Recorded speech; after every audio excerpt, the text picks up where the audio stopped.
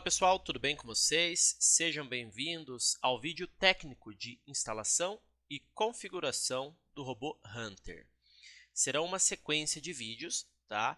Que serão divididos por módulos para facilitar o entendimento de vocês. Então não farei um vídeo único explicando tudo, tá? Serão vídeos separados para que assim facilite, né, o conhecimento aí, o aprendizado de vocês, ok?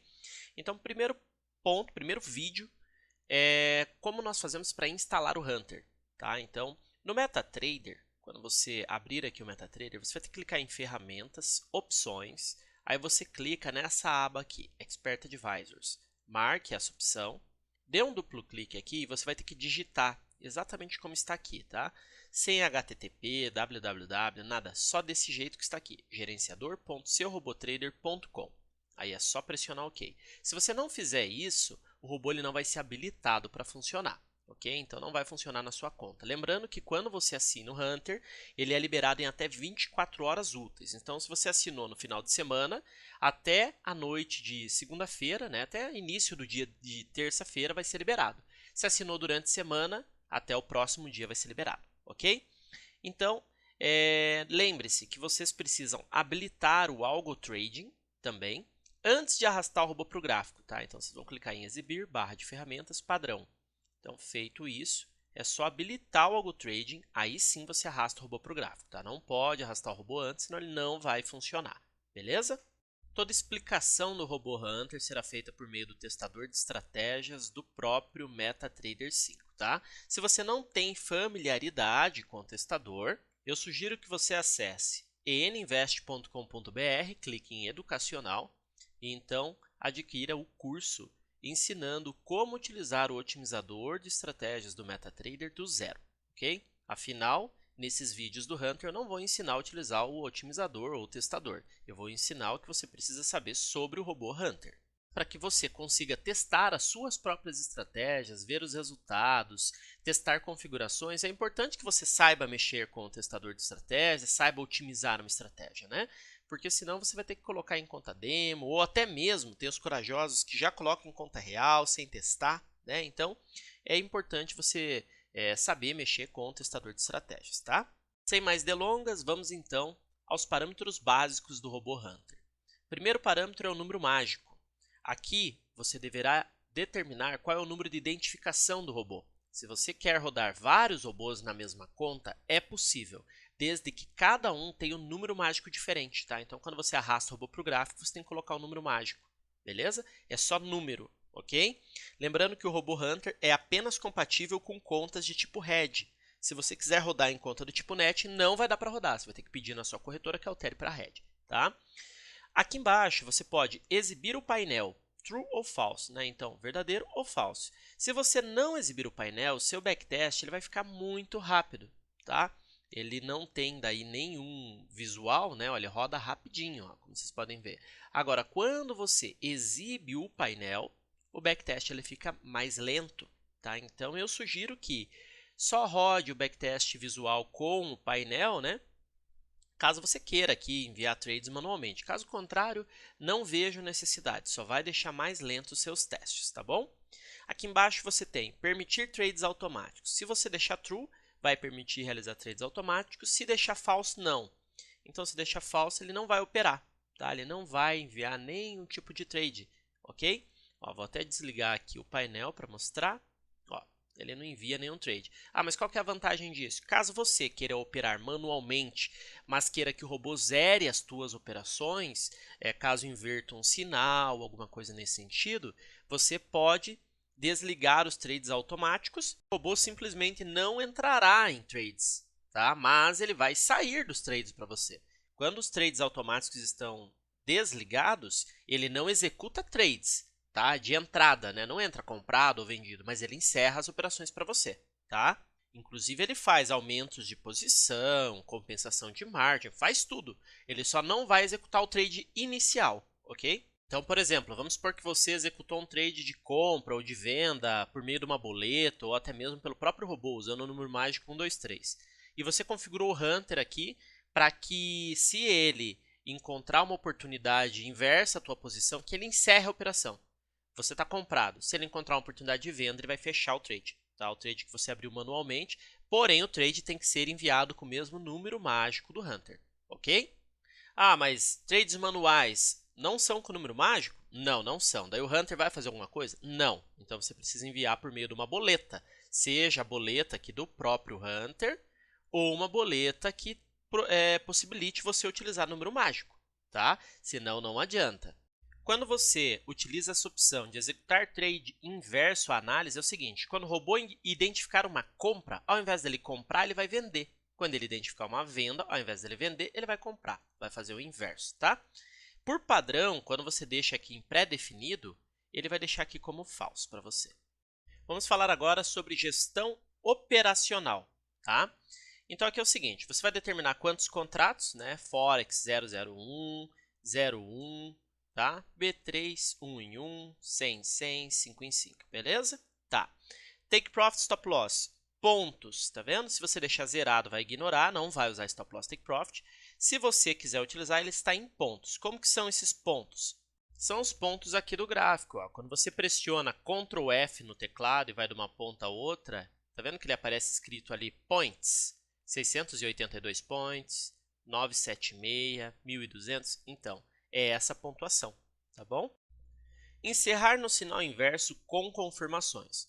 O Robô Hunter, ele pode ser utilizado em correlação com outros ativos, né? Então, você tem o seu ativo principal, tá? Que você está analisando aqui o gráfico dele, né? Que está olhando topos e fundos dele, beleza?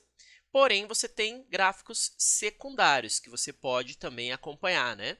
Então, por exemplo, só quero entrar comprado no mini índice se o Petrobras estiver em alta, Vale em alta, Bradesco em alta, Itaú em alta, um exemplo, tá? Beleza. Quando eu falo dessa maneira, significa que eu tenho confirmações.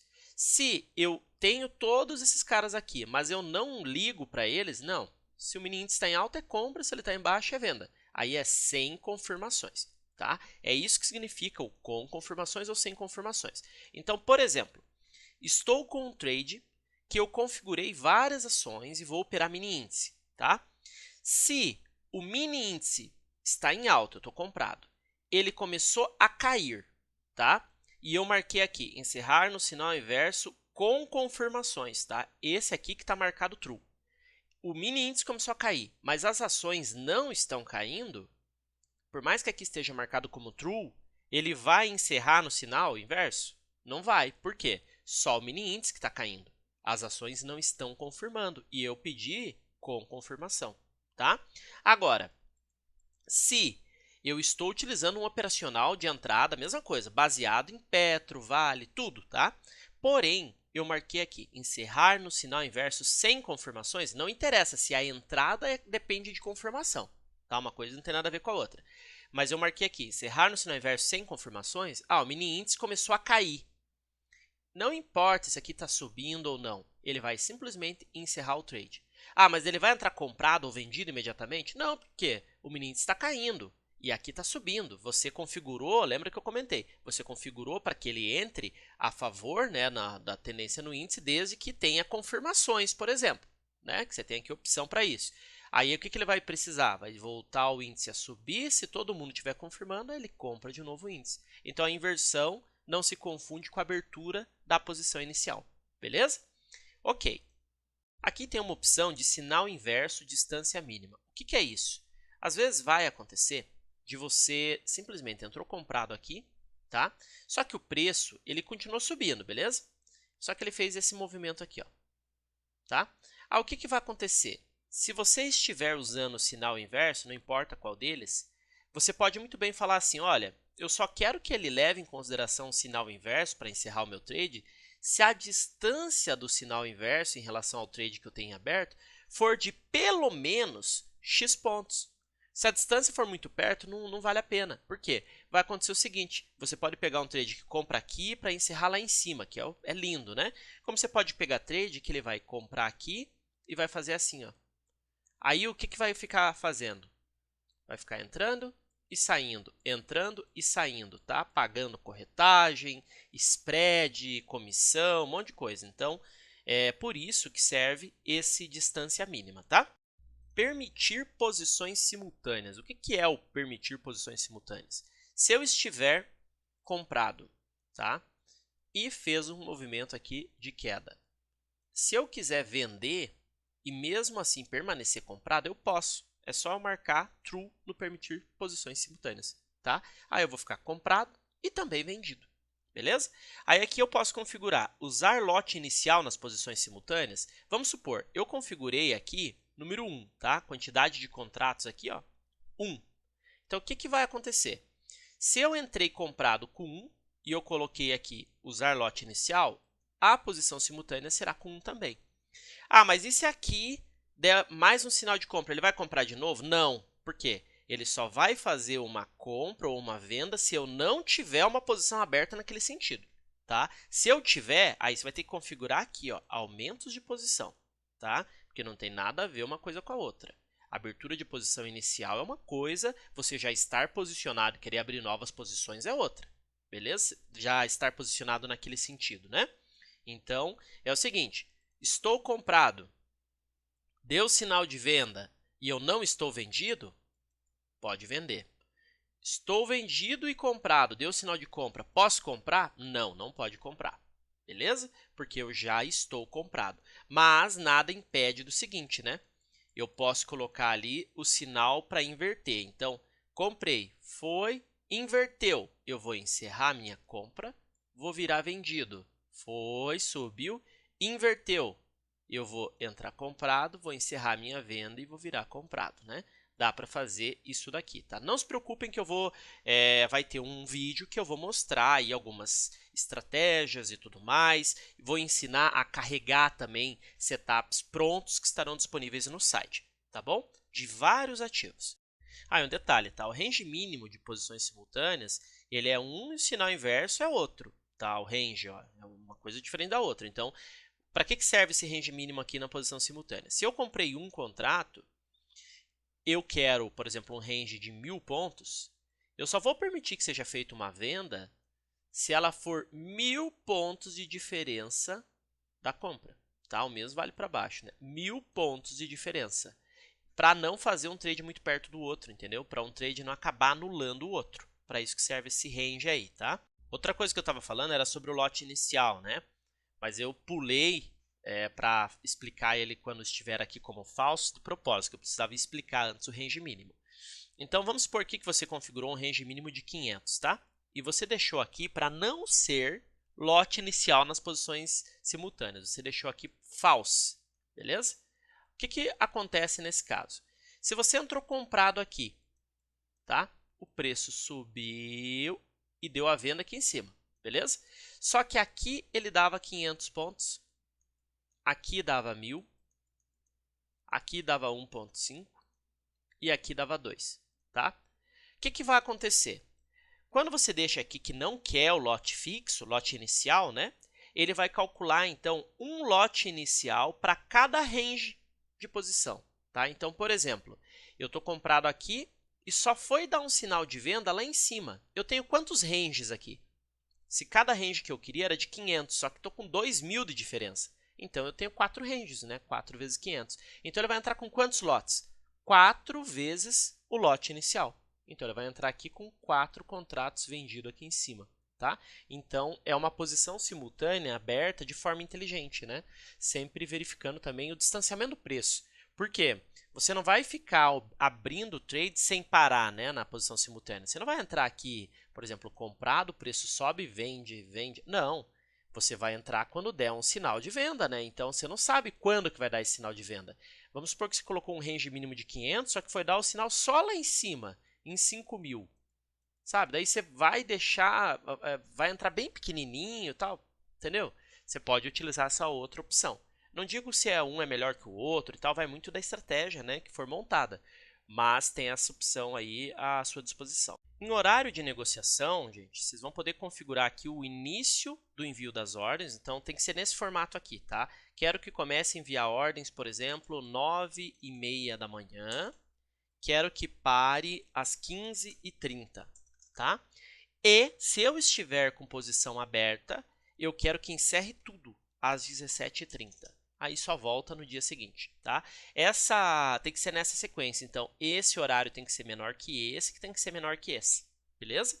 Não faça, como eu já vi pessoas fazendo, né? Que fala assim, eu quero que comece 17h30 e pare 13h30. Daí você fica, ué, mas que matemática é essa, né? Você quer começa mais tarde do que para? Não existe isso, né?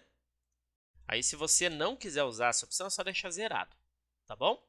Aqui embaixo, em gerenciamento de risco, você pode determinar limite de ganho e perda diário, tá? Financeiro, lucro mínimo necessário após exposição.